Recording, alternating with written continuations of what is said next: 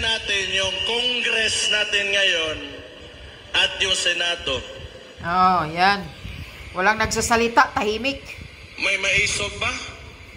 Puro walang mga yagballs. Ni isa, wala. Sabagay, mga legislatura, mukhang pera talaga yung mga yan. Ayuy, mga mukhang pera. Sana wag lang sila magalit kasi totoo naman. Mukhang pera na. Hindi siguro lahat, pero mukhang pera yung mga yan.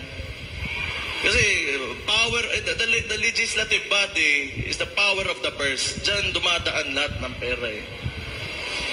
So, lahat ngayon, soft projects, katulad nung isang, may video, sa Davao, sa Digos, may binigay na ayuda, kinuha ng barangay yung 8,000, ang binigay doon sa recipient is only 2,000. So, you know, pag soft projects talaga, mabilis lang yan. And they are all funneling the budget on soft projects. So, kayo na bahala mag-isip kung ano yan.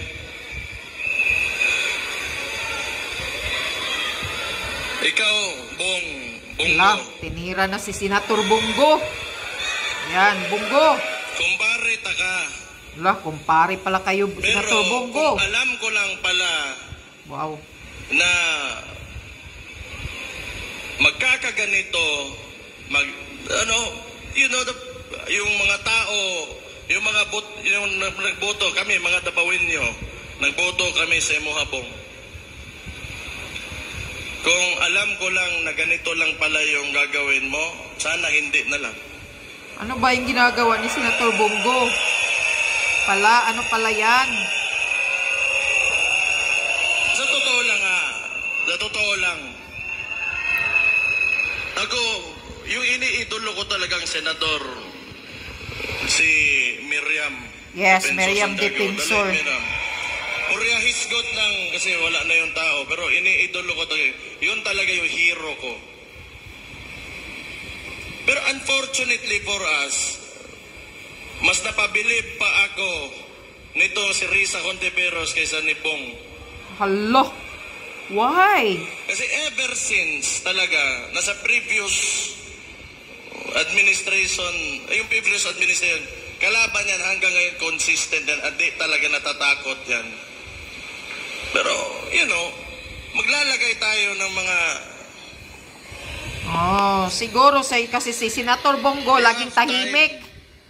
Walang tapang. You have time to redeem yourselves.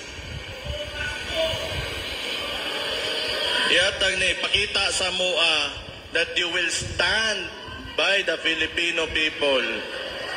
Show your love, yung pagmamahal mo sa bansa na mas umaapaw pa kaysa sa pagmamahal mo sa sarili mo. Allah. Kasi hirap na yung mga tao ngayon. Allah. Senator Bongo, magsalita ka kasi. Pakita mo kasing tapang mo. Ikaw naman, promisan ka ng 20 pesos.